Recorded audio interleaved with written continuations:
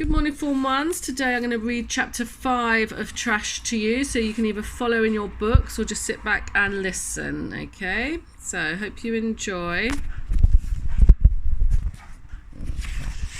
So, Gardo here, and I take the story on from Raphael. We agreed to split the story because some things he forgets, like he wanted to go to the station that night, right then, and then the next day like a kid.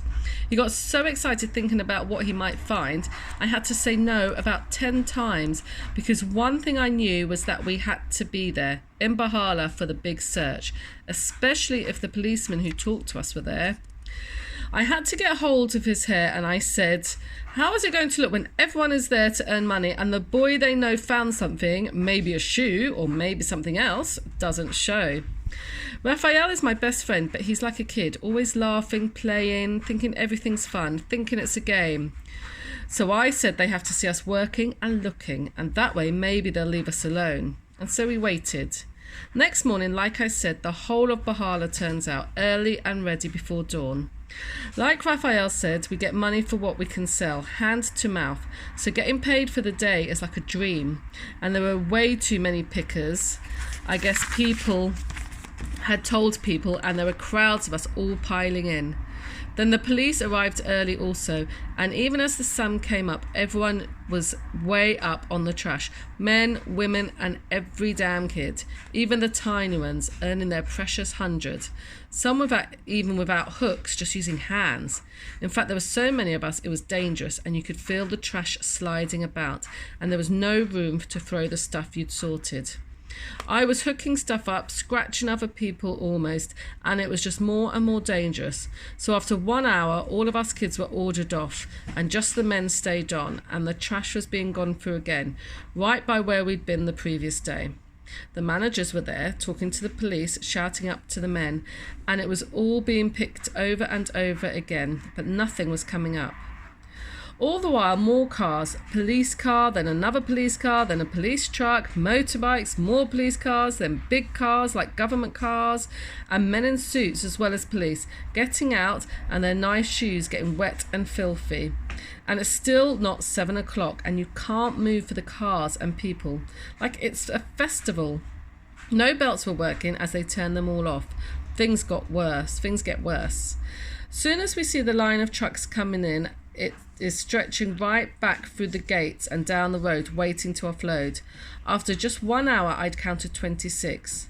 The drivers didn't even care at first. They squatted in the shade, and some boys were off to get them tea and cigarettes. There were kids jumping onto the trucks then and picking there on the roadside, but me and Raphael stayed down, listening around for more information. Me wondering all the time where this is going to end, knowing, because I knew that people were going to be angry soon, and it would be these police losing patience first. When the police get mean, you don't want to be around. On the other hand, I did not want Raphael hiding and drawing attention that way, so that's why I kept him right in the middle of it. One man had a box with a great wad of notes in it, and he'd shown it around to prove we'd all be paid. I overheard another one talking, and I worked out what was happening. They were using their brains. Somehow they knew the bag had been lost in this place called McKinley, which was a rich area, so it wasn't hard to trace the trucks that looked after that neighbourhood. Now the McKinley trucks had made one visit yesterday, which is how we found what we did, and more were coming in again today. So, for today's trucks, all the police had to do would get them to drop the loads on a clear path of ground, and we would pick over it easy in an hour. Sure enough, just before noon, they brought up the 3 special McKinley trucks, and they dropped their loads, and they kept us all back. So we were all just looking at it. I said to Raphael then, turning him round so no one saw, "Are you still sure, friend?" He was looking scared because I think he was just beginning to realise how big this must be. He said very soft, "I'm more sure than ever, Gardo," so I stayed close. We tried to look just happy and excited then, because the last thing I wanted was for anyone to think we were suspicious or scared or worried or hiding something. But I was frightened too, and I grabbed Raphael and made sure we joined in the pushing and shoving like we hadn't a care in the world. When we saw Rat, we waved. He was squatting close by, smoking, and he would look over at me sometimes. But nobody looked at him, because Rat is grey as trash, and he has only the clothes he wears, which are so filthy he can move around and no one sees him. After a while, the police gathered all us kids together and got us working. They'd got extra hooks from somewhere, and we were on level ground. It wasn't a hard job. We just ripped and spread it all out. There were about 100 of us. The people in McKinley have toilets, so there wasn't any stoop. McKinley trash is good quality trash. Food, newspaper, a lot of plastic and glass, but the police wouldn't let us take anything, because as far as they were concerned, we were looking for just one thing. Then someone found a handbag, and there was real excitement, lots of shouting. It was blue and old, with one stringy little handle, so it was thrown back. Everyone was disappointed, and the police just watched us work, looking grim and their patience running out. By mid-afternoon, I guess we'd finished, and I don't think a pile of rubbish had ever got a better looking at. The men on the trash pile had finished as well, and everyone was ordered down. Of course, we all worked for the rest of the day and the rest of the week. We were hoping to string it out and got 500 out of it, but the police were smart and could see that even in a mountain of rubbish, you can pick through what's up top pretty fast, and you can see what's new and what's not.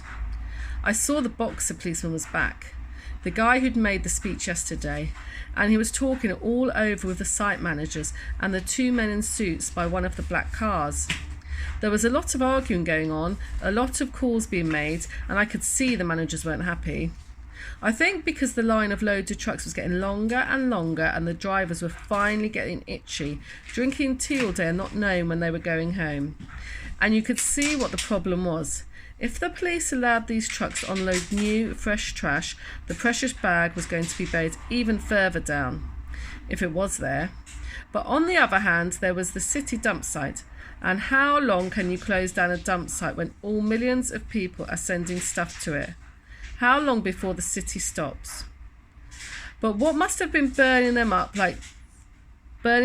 was that no one could be sure that the bag had even got there.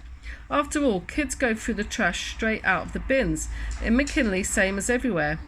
Sometimes you can see them in the streets sorting on the pavements. Also, like I said, kids get up inside the carts before they've even reached the dump, so they could not know the bag had even got to the dump site. It was strange to think that there were just 3 boys in the world who knew exactly where it was. We sat all around. Money got paid out at last, and everyone was 100 pesos richer. It was getting dark, the sky red all over, and the police finally gave up and started leaving, me and Raphael smiling. Then all the belts started with a sound that splits your ear, and the trucks started calling through again, and they brought out more lights and worked on and on, right through until the morning. In our little neighbourhood there were more cooking fires than usual, and a few cases of beer. There was music and singing, and everyone was happy. Most of all Raphael, who thinks the job is done, and he's been so smart. But inside Raphael's house, right by me, because I was staying close now, after the food, his auntie says to both of us, "Are we safe?" I knew she wasn't, and I also knew she'd brought it on herself. Opening her mouth had not been smart, in fact, I hate to say it. But we talked about it since. If she had kept her mouth shut, things would have been much easier. "Are we safe?" she said again. I said, "We're completely safe, don't worry," which was a lie. "I was spoken to," she said. "They wanted to know why I said he found something. A policeman asked me about it again, and I shouldn't have spoken, but I did. Now they're wondering what about both of you. They've got both your names." "Yes, but we told them," said Raphael, doing his smile and pushing back his hair. "It was just a shoe, and they know nothing." She was quiet, but only for a moment. "I saw you go out last night," she said, very soft so you could hardly hear, so we were huddling close. "I don't want to know where, I don't want to know why, but I just want to know we're safe. There's nothing in this house, is there?" We both said no. "You promise me that, because they will take these houses apart." "I promise," said Raphael, so light and bright. All I could think about was the lies stacking up now, and how I hoped he was worth it. The bag was safe down with Rat. I wanted to get away and check it. Raphael's auntie kept at him, though. "They're talking about searching here. That's what people say. Ours will be the first. You can bet on it. If they take it apart again..." Raphael took her hand then. There's nothing in the house, he said. 10,000 is a lot of money, she said, and her voice rose up. Have you thought what we could do with that? I interrupted then. You think they'd give it? I said. You really think they'd give it? I think they would, she said. Raphael shook her hand gently. Ma, he said. Ma, if someone here, one of us, if any of us got all that money, you'd think we'd be allowed to keep it for long? She reached out to me then, and took hold of my arm, so we were all three linked together. You're smart, she said to me. Garda, you're smarter than this boy, and I know you can run fast and get clear, and maybe I shouldn't have spoken, and I'm sorry I did, but I'm too old to move again, and the two little ones. Her eyes were full of tears, glittering wet, and I got scared because she was scared, and I know Raphael was most scared of all, though he won't ever say so. I don't want us getting caught up with the police, she said, gripping us hard. Everyone knows what things they do. I couldn't meet her eye. For one thing, I was mad she'd spoken up. It was still the dumbest thing she could have done. For another, I had a feeling things were going to get bad. Sure, I wanted to be smart like she said I was, and I knew I had to lead this because Raphael needs to be led. I needed to keep a hold of him. I was planning it fast, and that's why I said nothing. We just had to get to the railway station. That's what I thought. We had to find out what was in the locker and do it fast. Then maybe in a few days' time, we could give up the wallet and the key inside and get everyone off our backs. If that was too suspicious, I could get Rat to give it up. Nobody would suspect him because he worked alone. He didn't talk to people. So I thought, let Rat be the little hero and bring them what they wanted in a few days' time. But if even that was too dangerous, I was thinking, then we could just throw the wallet and the key up into the trash and wait till anybody found it, if they ever did. There was nothing in the house, that was true, and nobody could prove anything, and we were not in danger, and we could still make money. That is what I told myself, and Raphael was thinking just the same kind of thing, and we talked it through all night, thinking we were being smart and so not knowing what we were getting into. Not dealing with the fact that if police think you've got something, they won't stop till they got it from you. Hope you enjoyed that chapter.